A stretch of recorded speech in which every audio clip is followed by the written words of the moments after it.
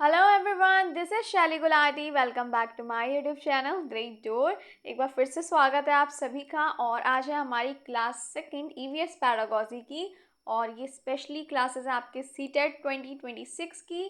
Date आपको पता ही है, 8 फरवरी को आपका एग्ज़ाम है और अभी हमारे पास टाइम है, तो टेंशन नहीं लेनी है। ऑलरेडी हम लोगों ने पहले ही काफ़ी कुछ पढ़ लिया है सीटेट से रिलेटेड। हमने सीडी भी कंप्लीट कर ली, हमने इंग्लिश पैडागोजी कंप्लीट कर ली, हमने मैथ्स पैडागोजी भी कंप्लीट कर ली, और सारी क्लासेस पेपर 1 2 दोनों के लिए थी, तो टेंशन तो वैसे ही नहीं लेनी है। साथ ही साथ हमने PYQ भी करे हैं। हर एक टॉपिक डिस्कस करने के बाद उससे रिलेटेड कैसे क्वेश्चन आए हुए हैं, कैसे आ सकते हैं, सब डिटेल डिस्कशन हुआ था। न्यू सब्सक्राइबर हो, कोई टेंशन नहीं लेनी है, सारी क्लासेस प्लेलिस्ट में ऑलरेडी ऐड हैं। और कोई बात नहीं, कोई दिक्कत आए अगर, तो आप उसी टाइम कमेंट बॉक्स में पूछ सकते हैं। और अगर अभी तक चैनल को सब्सक्राइब नहीं किया, देन प्लीज़ चैनल को जल्दी से सब्सक्राइब कर दीजिए। क्लासेस अच्छी लगती हो तो लाइक शेयर कमेंट भी कर दीजिएगा। और प्रीवियस हमारी 2 क्लासेस हो चुकी हैं। फर्स्ट हुई थी हमारी मंडे को सिलेबस डिस्कशन की, सेकंड हमारी कल हुई थी ट्यूसडे को, जिसमें हमने हमारी बात करी थी कि ईवीएस को एज एन इंटीग्रेटेड सब्जेक्ट क्यों पढ़ाया जाता है। डिटेल डिस्कशन हुआ था, डिटेल चर्चा हुई थी। और क्लास लिंक ऑलरेडी मैं आपको फिर से बता रही हूँ, प्लेलिस्ट का लिंक मैंने डिस्क्रिप्शन में मैं मेंशन कर दूँगी। तो आप प्लीज़ अगर अभी तक नहीं देखी है, सारी प्लेलिस्ट आपको ग्रेट डोर पे ही मिलेंगी। और आज हमारी क्लास सेकंड, और इसके बाद हम ईवीएस के बाद कंप्लीट होते ही हम साइंस पेडागोजी क्लासेस भी स्टार्ट करेंगे। तो पेपर 1 2 दोनों की टेंशन ख़त्म हो जाएगी आपकी। पेडागोजी की तैयारी आपकी सारी ग्रेट डोर से ही हो जाएगी। और स्टार्ट करते हैं आज की क्लास को। तो आज की क्लास में हम पढ़ने वाले हैं इन्वायरमेंटल टीचिंग के बारे में। हर एक टॉपिक इम्पॉर्टेंट है, किसी को हल्के में मत लो। तो क्या है ये एनवायरमेंटल टीचिंग, यानी पर्यावरणीय शिक्षण? चलो देखते हैं। Environmental teaching means teaching children about their surroundings, the air, the water, soil, plants, animals, people, and all things they interact with life. Simply पर्यावरणीय शिक्षण है, उसका मतलब ये है बच्चों को पढ़ाना उनके आसपास की सराउंडिंग के बारे में, उनके वातावरण के बारे में, जिससे वो डेली इंटरेक्ट करते हैं। पानी, खाना, हवा, मिट्टी, पेड़ पौधे, लोग, इन सब से जो इंटरेक्ट करते हैं उसके बारे में उन्हें पढ़ाना। ये मदद करती है बच्चों को समझने में कि ह्यूमंस और नेचर के बीच में क्या रिलेशनशिप है, क्या इंटर रिलेशनशिप है, और डेवलप करती है, विकसित करती है उनके प्रति रिस्पेक्ट, जिम्मेदारी इन वातावरण के लिए। जैसे कि बच्चे महसूस करते हैं कि नहीं, हमें सेफ वाटर सेफ लाइफ, आपको याद होगा बहुत स्लोगन काफ़ी टाइम से चल रहा है। और सेफ ट्री सेव इन्वायरमेंट। तो पॉल्यूशन जो है बढ़ता जा रहा है, बच्चे समझ जब चीज़ों को देखते हैं, समझ रहे हैं आजकल कितना ज़्यादा पॉल्यूशन हम लोग देख ही रहे हैं। अभी दिल्ली का दिखा रहा था न्यूज़ में, रेगुलर चल रहा था कि आर्टिफिशियल रेन कराने की हो रही थी और नहीं हो पाई। बट आपने देखा होगा पॉल्यूशन की वजह से सारी चीज़ें कराई जा रही थी। पॉल्यूशन बहुत है, तो गवर्नमेंट अपनी तरफ से तो बहुत कर रही है, लेकिन हमारी भी कुछ रिस्पॉन्सिबिलिटी बनती है, जिम्मेदारी बनती है अपने वातावरण के प्रति, कि हमें ज़्यादा से ज़्यादा पेड़ पौधे लगाने चाहिए। ऑक्सीजन, खाना, सब हमें पेड़ पौधों से मिल रहा है, और हम उन्हीं का ही ध्यान नहीं रख रहे हैं। बस लोग अपने यूज़, अपने फैक्ट्रीज, शॉप्स, घर, इंडस्ट्रीज सेटअप करने के चक्कर में बस क्या हो रहा है, पेड़ पौधे कटे जा रहे हैं और पॉल्यूशन इंक्रीज़ हुआ जा रहा है। तो ईवीएस जो है ना, एज एन इंटीग्रेटेड सब्जेक्ट पढ़ाया जाता है, कनेक्ट करता है लोगों को उनके वातावरण से, जानकारी मिलती है, बच्चों को कनेक्ट कर पाते हैं डेली लाइफ से, जो उनके वातावरण में सब है, मिट्टी, पानी, हवा, सबसे कनेक्ट हो पाते हैं, इंटरेक्ट करते हैं जिन चीज़ों से, उसके बारे में जानते हैं बच्चे। और उनके मन में क्या डेवलप करती है ईवीएस, रिस्पेक्ट भी और ज़िम्मेदारी भी। बच्चे समझते हैं कि हाँ, हमें पेड़ पौधे लगाने चाहिए, ध्यान रखना चाहिए। और पॉल्यूशन अगर बाय बाय करना है पॉल्यूशन को, तो उसके लिए ज़्यादा से ज़्यादा हमें प्लांट लगाने पड़ेंगे, ज़रूरी है। बच्चे क्या, बड़ों को भी ये समझना ज़रूरी है। लोग कम कर रहे हैं, लेकिन ग्रीनरी बहुत ज़रूरी है, हमें ऑक्सीजन वहीं से मिल रही है, आप लोग जानते हैं। तो ईवीएस हेल्प करती है, कनेक्ट करती है हमें नेचर से। और ह्यूमन और उनके बीच में रिलेशन क्या है, बाकी हम ऑलरेडी कल काफ़ी कुछ पढ़ भी चुके हैं इससे रिलेटेड, कल की क्लास अटेंड कर लीजिएगा। Environmental teaching helps student learn from the environment, about the environment and for the environment. पर्यावरण शिक्षण जो है मदद करता है बच्चों को सीखने से, कहाँ से सीखने से? पर्यावरण से सीखने, पर्यावरण के बारे में सीखने और पर्यावरण के लिए सीखते हैं। ये मदद करती है हमारी ईवीएस। नोट करना चाहो ये पॉइंट नोट कर लो, क्वेश्चन आ सकता है इससे रिलेटेड। जल्दी से इसे नोट कर लीजिए ताकि हम बढ़ें आगे। जल्दी जल्दी से नोट कर लीजिए।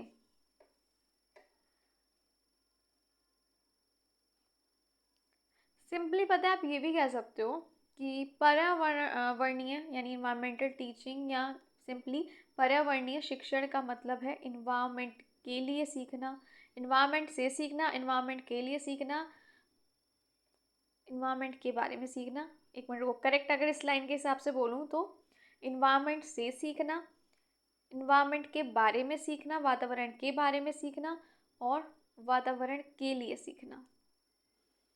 क्लियर है या नहीं है? चलो बढ़े आगे, बढ़ा जाए या नहीं, जल्दी बताओ। देखिए next, environmental studies should be taught by providing opportunities to learn through direct experience। जो EVS है पढ़ाया जाता है, देखो इसका एक सिंपली मैं बताऊं, बच्चों को क्या करना चाहिए, अपॉर्चुनिटीज़ देनी चाहिए ताकि वो अपने डायरेक्टली एक्सपीरियंस से सीख सकें, एक्सप्लोर कर सकें, इंटरेक्ट कर सकें चीज़ों से, तो वो बेटर है।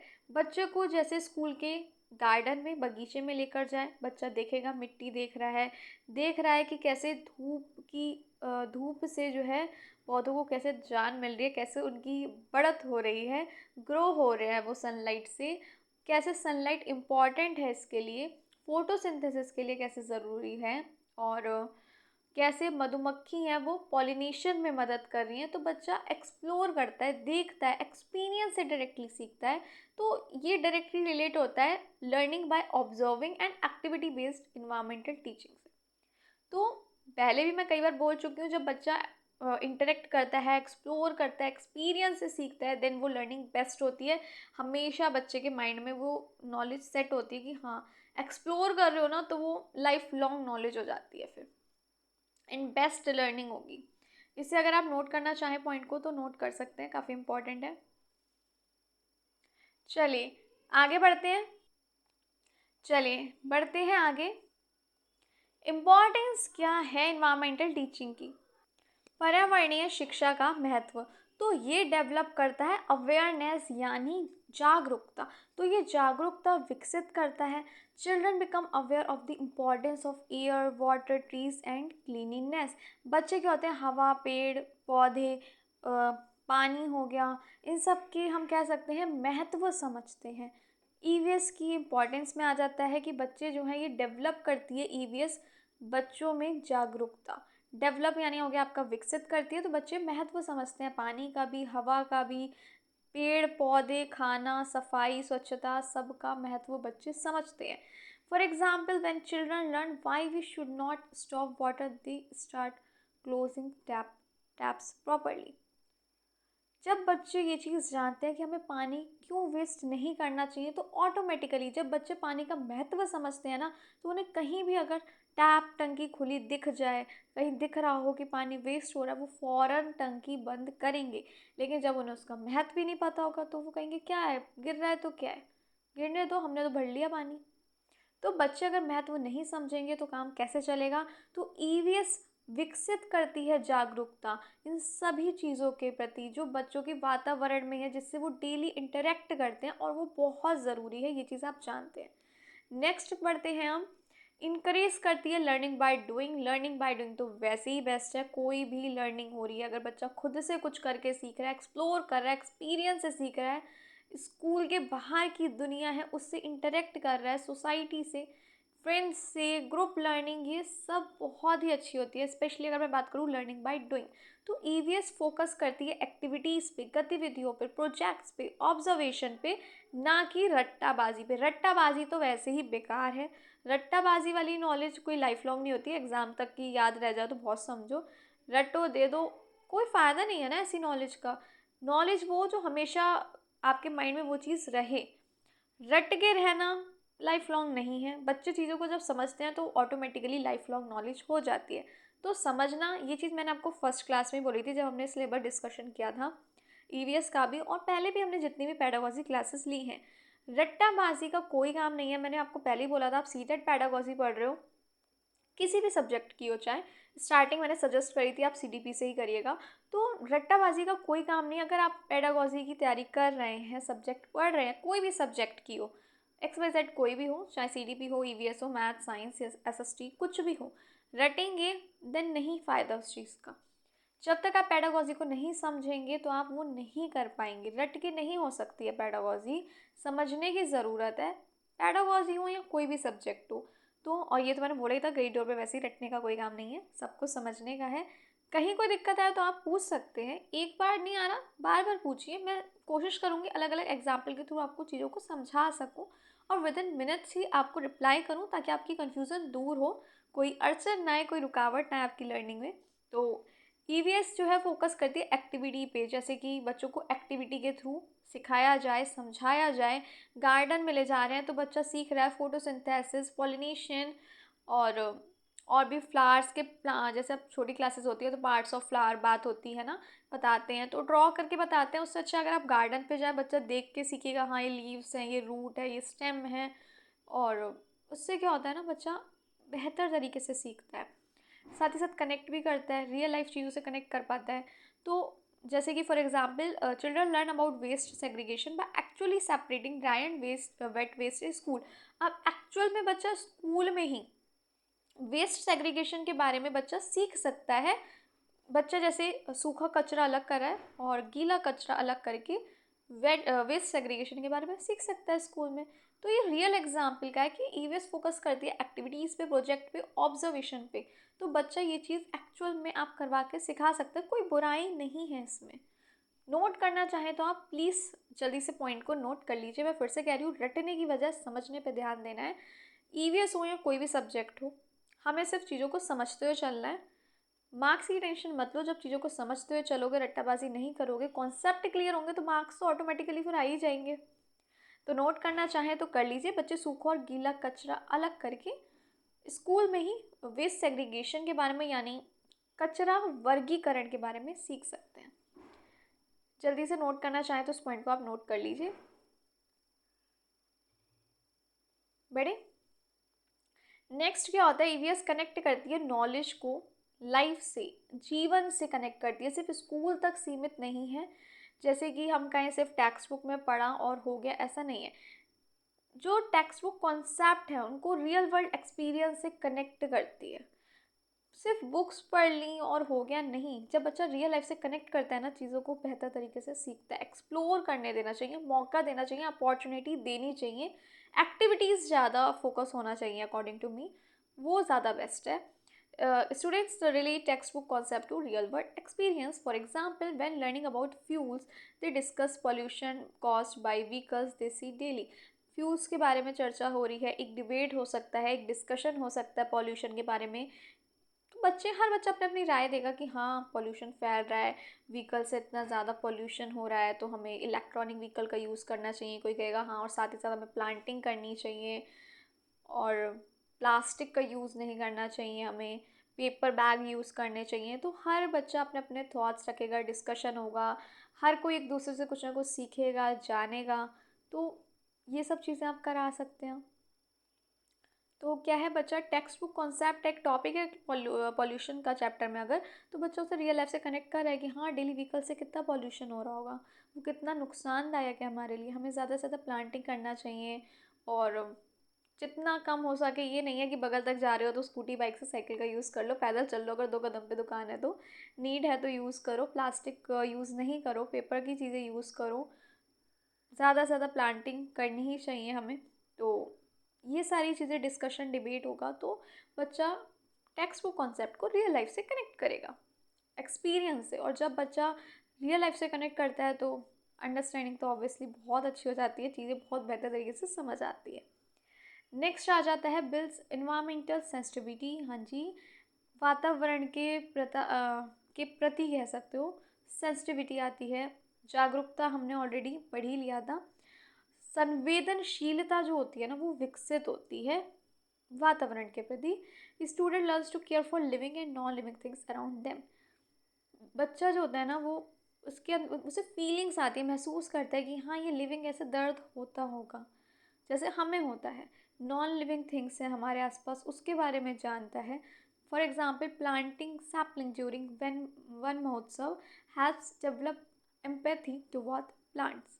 देखिए जैसे वन महोत्सव होता है, तो वन महोत्सव के दौरान बच्चे प्लांटिंग कर रहे हैं, तो इससे क्या है उनके प्रति कह सकते हो फीलिंग इमोशन डेवलप होते हैं। तो ये सारी चीज़ें हेल्प करती हैं। आप स्कूल में बच्चे प्लांटिंग कर रहे हैं, प्लांट्स लगा रहे हैं, वन महोत्सव है तो आपने कहा हर बच्चा प्लांट लगाएगा, तो इन्वायरमेंट के लिए अच्छा है, वातावरण के भी अच्छा है, और उनके प्रति सेंसिटिविटी भी जो है वो डेवलप होती है, बिल्ड होती है। तो पॉइंट अच्छे हैं, ये नोट कर लीजिए। इससे क्या होगा, बच्चों के मन में ना वातावरण के प्रति प्रेम जो है ना वो जागरूक होता है, जगता है, ये कह लो। नोट कर लीजिए। बढ़े आगे। नेक्स्ट आ जाता है promote sustainable thinking, students learn to reuse resources wisely.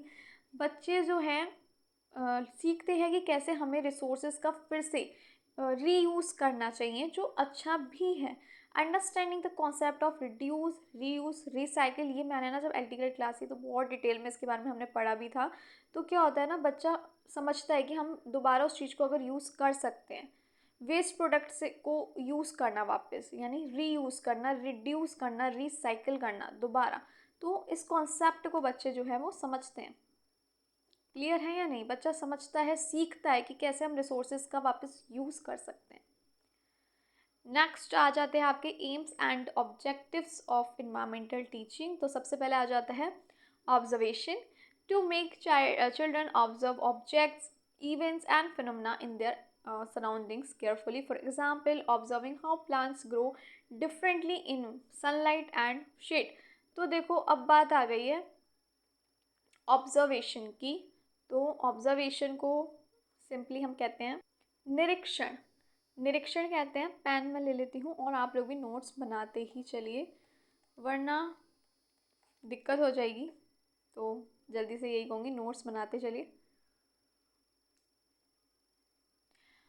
तो बच्चे क्या होता है ना, जब ऑब्जर्व करते हैं ऑब्जेक्ट्स को, इवेंट्स को, अपने आसपास के फिनोमेना को, क्या हो रहा है केयरफुली क्या है, तो बच्चे चीज़ों को सीखते हैं ऑब्जर्व करके। जैसे कि बच्चा ऑब्जर्व कर रहा है कि एक पौधा कैसे सनलाइट में कैसे ग्रो कर रहा है, बढ़ रहा है, और छाया में कैसे ग्रो कर रहा है। तो ये सारी चीज़ें बच्चे ऑब्जर्व करके सीख रहे हैं। गार्डन बगीचे में स्कूल के या आसपास पार्क होते हैं, तो जाके बच्चे वो चीज़ ऑब्जर्व करते हैं और फिर सीखते हैं। ये पॉइंट अच्छे हैं, प्लीज़ नोट कर लीजिए। तो इसका मतलब ये भी है कि बच्चों को उनके आसपास की चीज़ों को ध्यान से देखने की आदत डालना, ये ऑब्जेक्टिव है या एम है ईवीएस का, इन्वायरमेंटल टीचिंग का, कि बच्चों की आदत डले आसपास की चीज़ों को देखने की, ऑब्जर्व करने की। क्लियर है?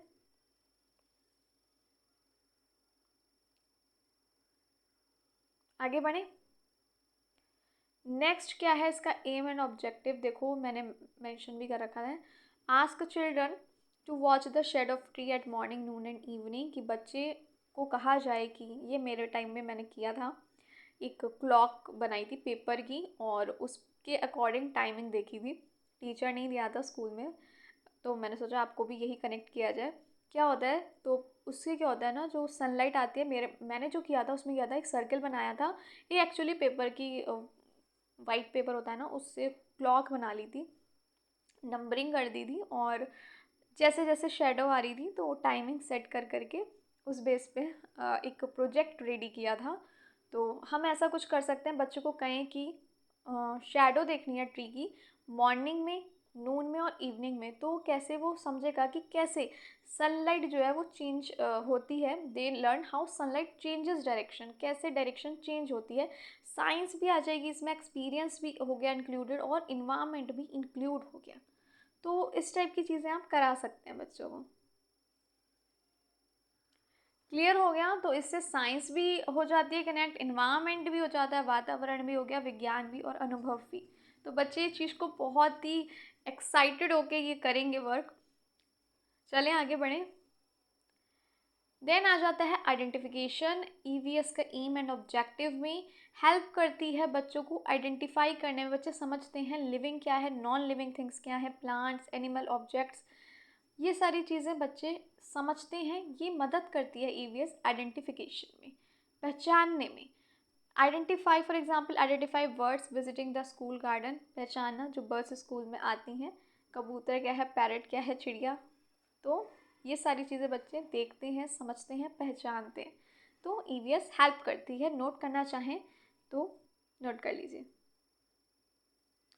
जीव जंतु, लिविंग नॉन लिविंग की पहचान करना। नेक्स्ट आ जाता है collecting information and recording. To collect data through observation, surveys and record it systematically. साथ ही साथ क्या होता है, इसके थ्रू बच्चे सीखते हैं कैसे ऑब्जर्वेशन करके चीज़ों का सर्वे करते हैं, फिर उसका रिकॉर्ड करेंगे सिस्टमेटिकली। जैसे लिविंग थिंग्स एक जगह आ गई, नॉन लिविंग थिंग्स एक जगह आ गई, या प्लांट्स कौन से, फ्रूट्स के कौन से, वेजिटेबल्स के कौन से हैं, या फिर अगर मैं बात करूँ for example number of dustbin, बच्चे नोट करें स्कूल में कितने डस्टबिन हैं, कितने टेबल्स हैं, एक प्रॉपर रिकॉर्ड बना रहे हैं हर चीज़ का। तो ये इसमें भी हेल्प करती है। आसपास हमारे घर के कितने पेड़ हैं, कौन से नीम के कितने हैं, या मैंगो के कितने हैं, रोज़ के कितने हैं। तो बच्चा कलेक्ट करता है, सर्वे करता है, रिकॉर्ड प्रॉपर वे में एक सिस्टमेटिकली एक रिकॉर्ड करता है चीज़ को। नेक्स्ट पढ़ते हैं आगे। Differentiation of things to develop the ability of differentiate between living, non living, renewable, non renewable, biodegradable and non-biodegradable thing. For example, differentiating between plastic bottle and paper. Biodegradable है जो, ये चीज़ तो हम बहुत अच्छे से जानते ही हैं।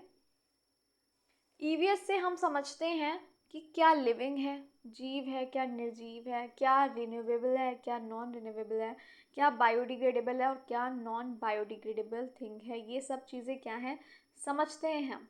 डेवलप करती है ईवीएस ये एबिलिटी कि हम पहचान कर पाएँ, समझ पाएँ। क्लियर है या नहीं, चीज़ों में अंतर समझाना। हम समझ पाएँ प्लास्टिक बोतल जो है वो नॉन बायोडिग्रेडेबल है और जो पेपर है वो बायोडिग्रेडेबल है। तो ये सारी चीज़ें हमारे कैसे हम समझ रहे हैं, ये ईवीएस का ही गोल है जिससे हम ये सारी चीज़ें समझ रहे हैं। उसका ऑब्जेक्टिव है जो हमें मदद करती है समझने में। नेक्स्ट पढ़ते हैं हम आगे, comparison and classification. To compare and group objects based on similarities and differences. हम कंपेयर कर पाएँ, समझ पाएँ कि किस में क्या सिमिलरिटी है, किस में क्या समानता है, क्या अंतर है। जैसे एनिमल्स हैं तो हम उसको एक ग्रुपिंग कर पाएँ, कौन से जंगली हैं, कौन से डोमेस्टिक हैं, कौन से फूड जो है वो फूड है एज प्लांट बेस्ड एंड कौन सा है एनिमल बेस्ड। कहाँ से हमें फ्रूट मिल रहा है, कहाँ से हमें वेजिटेबल मिल रही है, तो हम ग्रुपिंग कर पाएँ।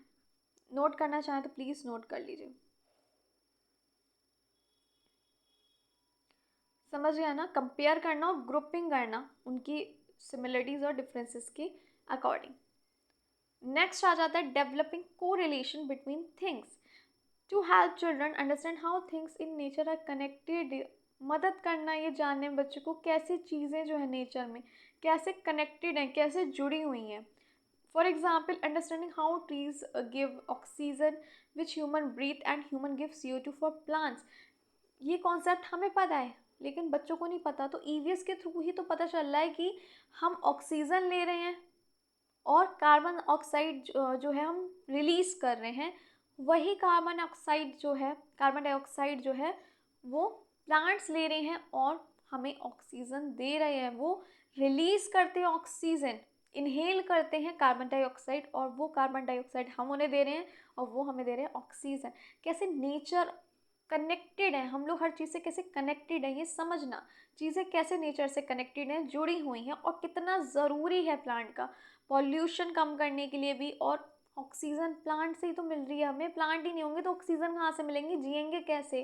खाना नहीं मिलेगा तो भी नहीं जी सकते और ऑक्सीजन नहीं मिलेगी तो भी नहीं जी सकते, पानी नहीं मिलेगा तो भी नहीं जी सकते, हवा, हर चीज़ इम्पॉर्टेंट है। भगवान ने बनाई है हर चीज़, कुछ ना कुछ नेचर में चीज़ें।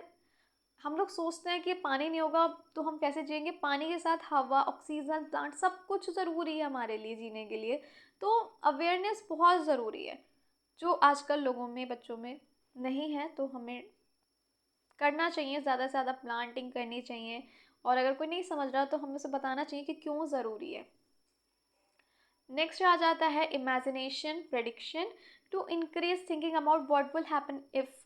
जैसे हम क्लास में कोई डिस्कशन कर सकते हैं किसी टॉपिक पे, तो हम कहें अगर ऑक्सीजन ही नहीं होगी तो क्या होगा, पानी ही कम हो गया, ख़त्म हो गया तो क्या होगा। तो हर बच्चा अपने अपने विचार बोलेगा, डिस्कशन होगा, तो पता चलेगा कि कितना ज़रूरी है सब कुछ। नेचर के साथ खिलवाड़ नहीं करना चाहिए। For example predicting what will happen if all trees are cut, सारे पेड़ कट गए तो क्या होगा, रेनफॉल नहीं होगा, सॉइल इरोजन नहीं होगा, ऑक्सीजन कम होगी, जियोगे कैसे, बिना खाना बिना पानी बिना ऑक्सीजन कैसे रहोगे।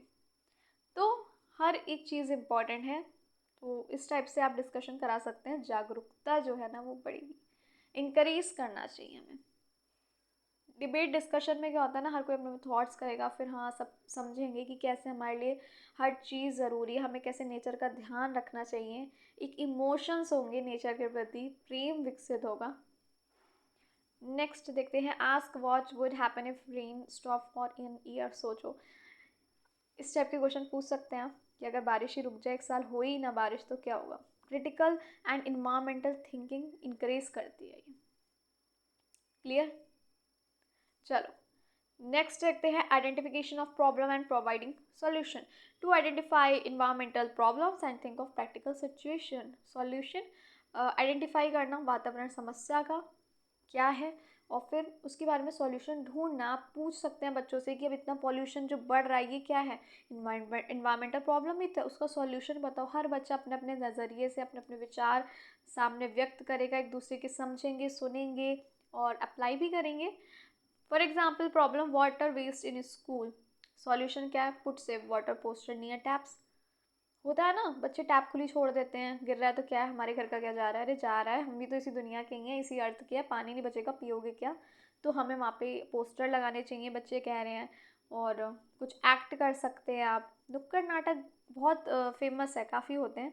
तो उससे भी काफ़ी इस चीज़ को हम जागरूकता जो कह सकते हैं एनवायरनमेंट के प्रति वो जगा सकते हैं, अवेयरनेस डेवलप कर सकते हैं। चलिए, survey and conclusion to involve students in community based surveys and draw meaningful conclusion. For example, surveying how many homes use plastic bags and concluding that cloth bags are better.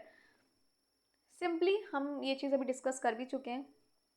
सर्वे किया बच्चों ने कि कहाँ कहाँ प्लास्टिक बैग यूज़ हो रहा है, shopkeepers, तो उन्हें समझाना चाहिए कि हमें प्लास्टिक बैग यूज़ नहीं करना चाहिए, हमारे इन्वायरमेंट के लिए ये कितना हार्मफुल है, हमें क्लॉथ बैग या पेपर बैग का इस्तेमाल करना चाहिए। तो इस टाइप से सर्वे करना, देन कंक्लूजन निकालना। डेवलपिंग सेंसिटिविटी, तो ये चीज़ हम पढ़ चुके हैं, संवेदनशीलता विकसित करना, फीलिंग क्या है, केयर करना, नेचर से रिलेटेड लिविंग बींग्स जो हो गए, to build feelings of care and concern towards nature and living beings. एक कंसर्न होना ज़रूरी है, एक केयर होना ज़रूरी है इन्वायरमेंट के प्रति, नेचर के प्रति, लिविंग बींग्स के प्रति। For example feeling sad when seeing a street dog hurt और when a tree is cut unnecessary. होता है, मोस्टली लोगों को होता ही होगा, मैं मानती हूँ कि हम देखते हैं कि जब पेड़, पेड़ का नहीं, कुछ लोग तो बिल्कुल ही अवॉइड कर देते हैं, ठीक है पेड़ ही तो है, पर पेड़ कितना ज़रूरी है, कट रहा है तो कुछ होते हैं जिन्हें बहुत फील होता है, अरे इतना ज़्यादा डिफॉरेस्टेशन हो रहा है, किसी डॉग को चोट लग रही है, किसी चिड़िया को चोट लग गई तो हर्ट होता है ना, उसको भी तो दर्द होता है। कुछ लोग मज़े लेते हैं, कुछ लोग मैंने देखा है, छोटे छोटे बच्चे अगर होते हैं ना, कुछ डॉग से डर रहे हैं, ऐसे ऐसे मार रहे हैं, अपने हाथ में पत्थर उत्थर है, तो बड़े कुछ नहीं कहेंगे। मैंने ऐसा देखा, एक्चुअली मैंने ये चीज़ देखी और कुछ मंथ पहले ही मैंने देखी है। एक बहुत छोटी बच्ची, मुझे लगता है 2-3 साल की होगी, और मैं मतलब मेरी गली में दो प्यारे प्यारे से डॉगी हैं, तो मैं मतलब नीचे उतरी रात के टाइम, तो वो आई हुई थी मेरी नेबर में।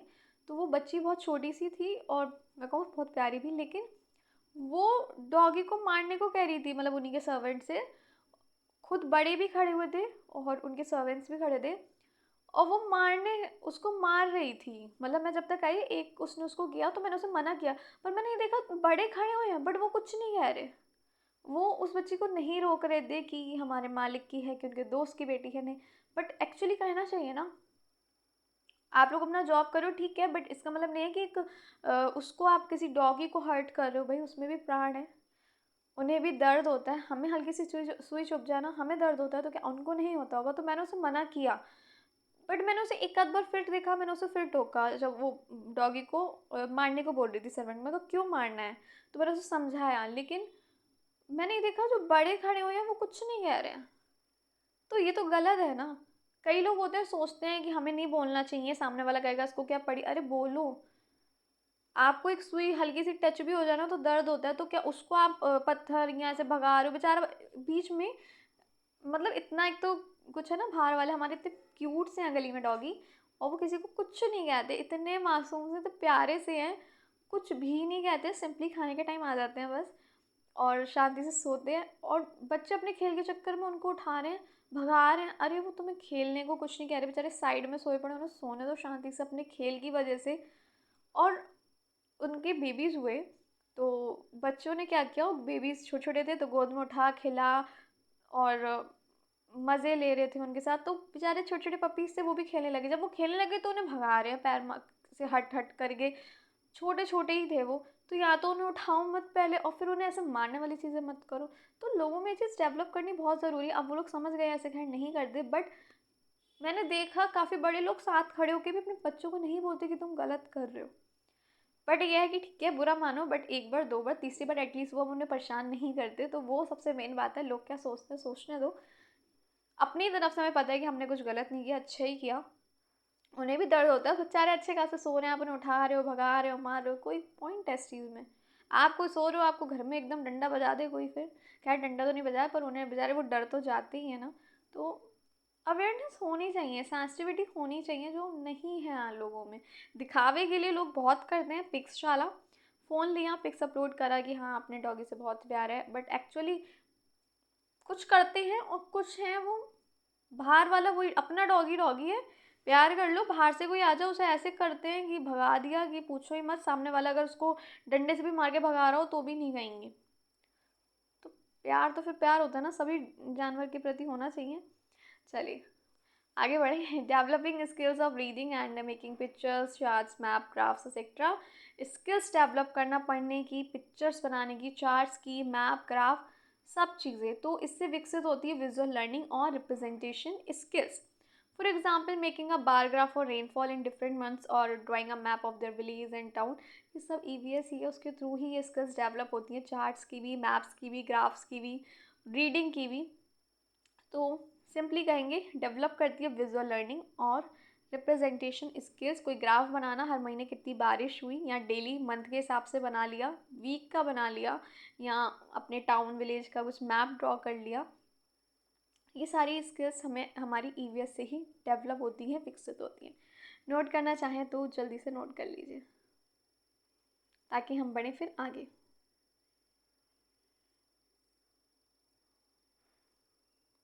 और यहाँ तक क्लास अच्छी लग रही हो तो please like, share and subscribe.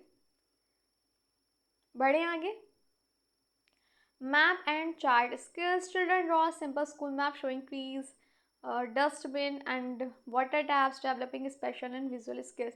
Map और चार्ट स्किल्स के लिए क्या कर सकते हैं, बच्चे ड्रॉ करें, जैसे स्कूल का मैप बोल दिया, चलो ड्रॉ करो, उसमें बच्चे शो कर रहे हैं कहाँ डस्टबिन है, ट्रीज़ हैं, पानी की टैप हो गई, टंकी हो गई, वाटर टैप हो गई। इससे क्या है, स्पेशल एंड विजुअल स्किल्स जो होती हैं वो विकसित होती हैं। नोट करना चाहें तो प्लीज़ नोट कर लीजिए, नोट कर लीजिए जल्दी जल्दी से।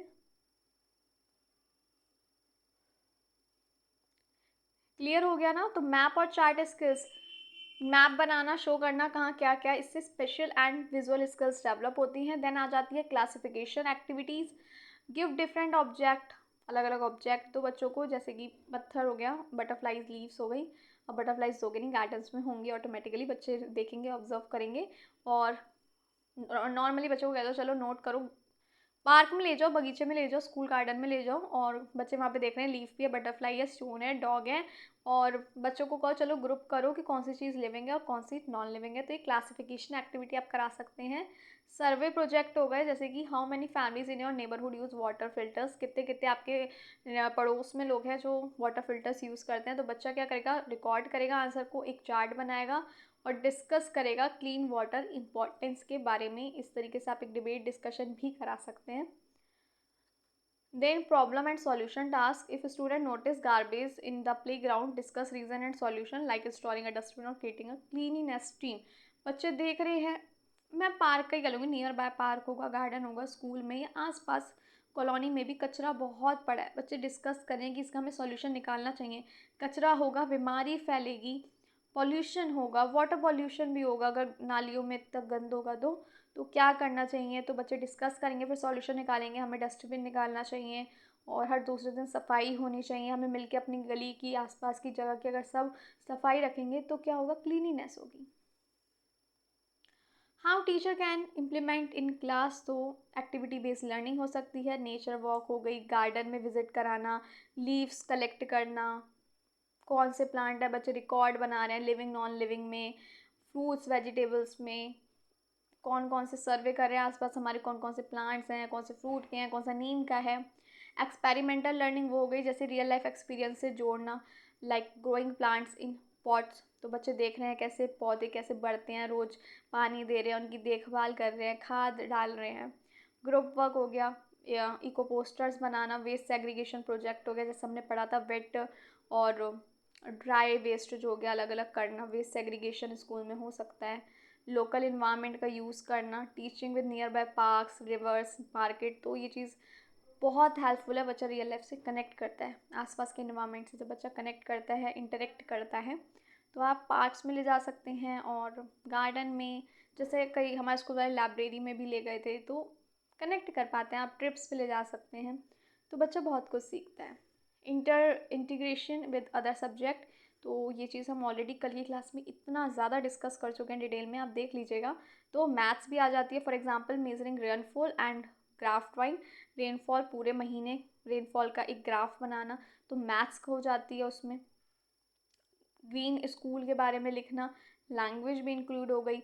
आप ड्रॉ कर रहे हैं एनिमल्स, नेचर सीन, ट्रीज, तो आर्ट भी इसमें कनेक्ट हो जाती है। तो ईवीएस पढ़ाई जाती है एज एन इंटीग्रेटेड सब्जेक्ट, ना कि साइंस और एसएसटी सेपरेटली पढ़ाई जाती है फर्स्ट टू फिफ्थ में। ये चीज़ आप लोग ऑलरेडी जानते हैं, प्राइमरी लेवल पे ईवीएस पढ़ाई जाती है एज एन इंटीग्रेटेड सब्जेक्ट। उसमें आपकी साइंस भी आ गई है आपकी, और ऐसा नहीं है कि सोशल स्टडीज़ अलग है, आपका इन्वायरमेंट भी उसी में ही आ जाता है। हम ऑलरेडी कल की क्लास में ये चीज़ बहुत ज़्यादा डिटेल में पढ़ भी चुके हैं। देखिए, प्राइमरी स्टेज पे, प्राइमरी लेवल पे फर्स्ट टू फिफ्थ में ईवीएस इसलिए पढ़ाया जाता है क्योंकि बच्चों के जीवन, उनके एक्सपीरियंस, अनुभव यानी, और पर्यावरण से जुड़ा हुआ, ये मदद करता है बच्चे को एक जिम्मेदार नागरिक बनाने में।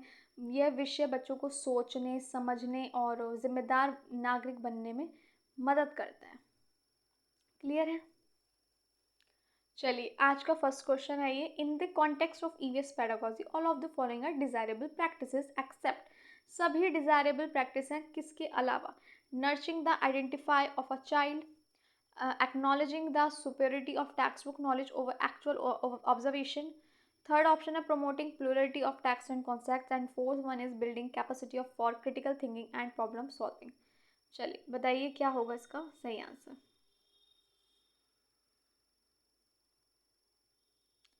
जल्दी जल्दी बताइए क्या होगा इसका सही आंसर। बताइए, ईवीएस शिक्षण के संदर्भ में, कॉन्टेक्स्ट में, निम्न में से कौन सी प्रक्रिया जो है उचित नहीं है। बच्चों की पहचान विकसित करना, या कह सकते हो सिंपली यही कि बच्चों की पहचान विकसित करना, फर्स्ट आ गया आपका ऑप्शन। सेकंड है acknowledge in the superiority of text book knowledge, बताइए कौन सा होगा, ओवर एक्चुअल ऑब्जर्वेशन।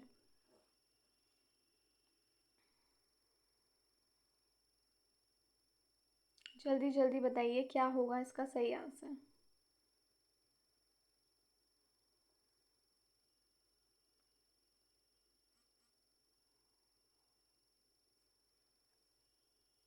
बताइए, जल्दी जल्दी बताइए, बच्चों की पहचान जो है उसको विकसित करना होगा या नहीं, बताओ। या फिर हम टेक्स्ट बुक नॉलेज को ज़्यादा सुपेरिटी दे रहे हैं एक्चुअल ऑब्जर्वेशन से, ये नहीं होना चाहिए, या फर्स्ट नहीं होना चाहिए, या फिर प्रमोट करना कॉन्टेक्स्ट एंड टेक्स्ट प्लोरिटी, या capacity for critical thinking and problem solving build करना, बताओ। देखो, बच्चों की पहचान विकसित करना, हाँ जी। Problem solving, critical thinking build करना, हाँ जी। प्रमोट करना plurality of text and context, बिल्कुल। लेकिन ये नहीं होगा, हमें एक्चुअल ऑब्जर्वेशन को सुपेरिटी देनी है, ना कि टेक्स्ट बुक नॉलेज को। तो इन्होंने एक्सेप्ट पूछा है तो एक ही गलत है, तो यही सही हुआ। नेक्स्ट क्वेश्चन देखते हैं। Experimenting, exploring, investigation and questioning constitute essential element of active learning of EVS. Explaining balanced diet through lecture, drawing pictures of food items, asking children to collect information about meals eaten in different families या writing notes from notebook. बताइए क्या चीज़ है इसमें, क्या होगा सही, बताइए बताइए। अच्छा एक मिनट एक सेकंड, इसमें एक लाइन मिसिंग है, ये तो मैं आपको बताना ही भूल गई। Experimenting, exploring, investigation, questioning constitute essential elements of active learning, ठीक है ना। EVS में प्रयोग, खोज, प्रश्न पूछना, जांच, सीखने की मुख्य प्रक्रिया है, एक्टिव लर्निंग है ये EVS की। तो फूड, यहाँ पे लिख देती हूँ, फूड वी शुड ईट में फूड वी शुड ईट विषय पर शिक्षक कौन सी गतिविधि करा सकता है, कौन सी एक्टिविटी करा सकता है, शिक्षक कौन सी एक्टिविटी यानी गतिविधि करा सकता है।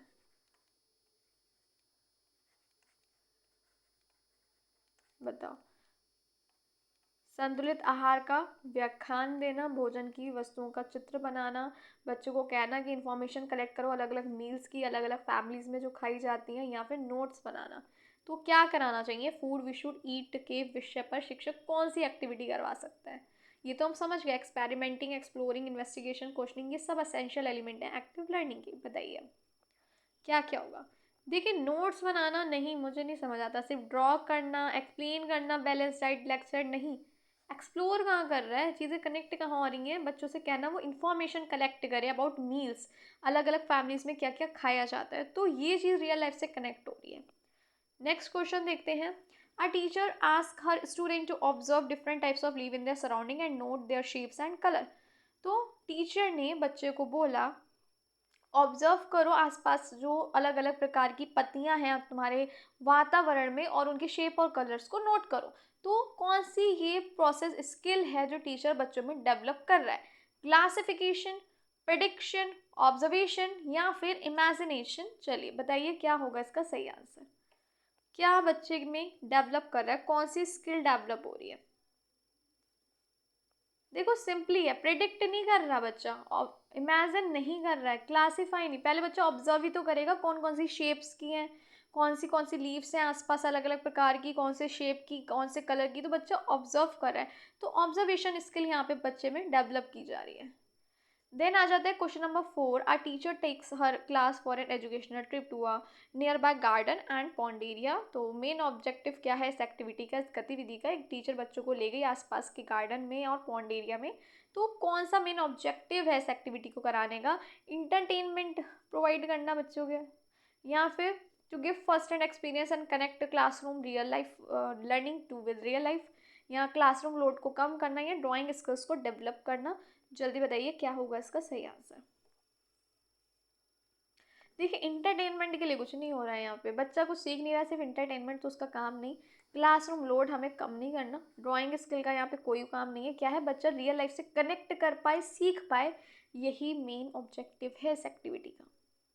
नेक्स्ट क्वेश्चन देखते हैं, question number 5। A child says if all trees are cut there will be no rain, which process skill is the child using. बच्चा कह रहा है कि अगर ट्रीज नहीं होंगे कोई रेन नहीं होगी, ये कौन सा प्रोसेस स्किल है जो बच्चा यूज कर रहा है, क्लासिफिकेशन, इमेजिनेशन, प्रेडिक्शन, ऑब्जर्वेशन या आइडेंटिफिकेशन। बताइए कौन सा है ये। देखिए क्लासीफाई इसमें कुछ हो ही नहीं रहा है ना, जो हम कहीं क्लासीफाई हो रहा है। आइडेंटिफाई बच्चा नहीं कर रहा, ऑब्जर्व क्या कर रहा है, उसने क्या देखा है पूरे पेड़ गायब हो गए पूरे वर्ल्ड से, नहीं, वो इमेजिन कर रहा है और प्रिडिक्ट कर रहा है, अनुमान लगा रहा है कि अगर देखो ऐसा हुआ, कल्पना कर रहा है तो क्या होगा। तो ये इमेजिनेशन एंड प्रिडिक्शन स्किल है। नेक्स्ट क्वेश्चन है, while teaching EVS, a teacher asks student to prepare a bar graph showing the number of trees in different area of the colony. Which skill does this activity aim to develop? देखो teaching EVS पढ़ाते time एक teacher ने बच्चों को बोला एक bar graph बनाओ जिसमें शो हो कि अलग अलग एरियाज जो है कॉलोनी में कितने पेड़ हैं, वहाँ पे कितने नंबर ऑफ ट्रीज हैं, तो कौन सी स्किल जो है इस एक्टिविटी के थ्रू डेवलप हो रही है बच्चे में। Sensitivity to watch environment, skills of reading, making pictures, charts and graph, imagination या फिर क्लासिफिकेशन स्किल। देखो मैंने पहले ही बोला था, अगर कॉन्सेप्ट क्लियर होंगे तो दिक्कत नहीं होगी, वरना कंफ्यूज हो जाओगे आप। इसमें काफ़ी सारे ऑप्शन हमें सही लग रहे होंगे, बट सब सही नहीं है, एक सही है। बताइए कौन सी स्किल्स हो गई। देखिए बार ग्राफ बनाने को बोला है, तो चार्ट्स पढ़ने की, पिक्चर्स चार्ट ग्राफ बनाने की स्किल्स इससे डेवलप हो रही है। चलिए आज की क्लास फिर यहीं तक थी आपकी, मिलती हूँ फिर आपसे कल नेक्स्ट क्लास में, और उम्मीद करती हूँ आज की क्लास आपको अच्छी लगी होगी। अच्छी लगी हो तो लाइक शेयर सब्सक्राइब कर दीजिएगा, और प्लीज़ ज़्यादा से ज़्यादा शेयर करिए। स्टार्टिंग फेजेस स्टूडेंट्स तक क्लासेस अभी नहीं पहुँच पा रही हैं, तो please support great door. And मिलती हूँ आपसे फिर कल शाम को, रात को एक्चुअली 8 बजे। तब तक के लिए bye bye, take care of yourself and a family. Thank you for watching.